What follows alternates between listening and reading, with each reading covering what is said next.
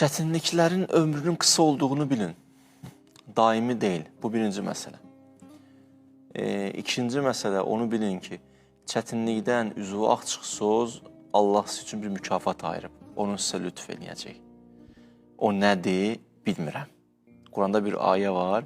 Deyir, Allah ruzi verər, lütf edər, bir qeyri hesab. Bir qeyri hesab nə deməkdir? Hesabsız. Nə mənada, nə anlamda? Məsələn, bir təfsirə çıxdı qavama, mövzuya uyğun cavab verəm. Deyir ki, Allah sən nə söyləyirsən, bir xüsusi düsturu yoxdur ki, bunu verəcəm. Kəmiyyəti ilə keyfiyyəti bəlli deyil. Bəzi vaxtlar yaxşı dost verir, bəzi vaxtlar bir bəla var ki, onu sovuşdurur. Bəzi vaxtlar zehin açıqlığı verir, bəzi vaxtlar ibadətə eşq verir. Bəzi vaxtlar əhl-i beyt ünsiyyəti bərpa eləyir. Bir qeyri hesabdır. Onlar ki, bəla ilə üzləşiblər, çətinlik ilə üzləşiblər.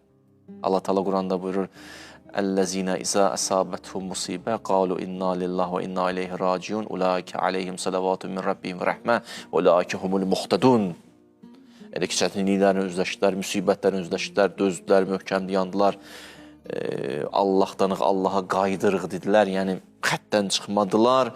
Ulaika aleyhim salavatun da sizin üzərinizə, rəhmətim də sizin üzərinizə, ulaika humul muhtadun. Sizə xüsusi bir hidayət nəsib edəcəm. O rəhmət nədir?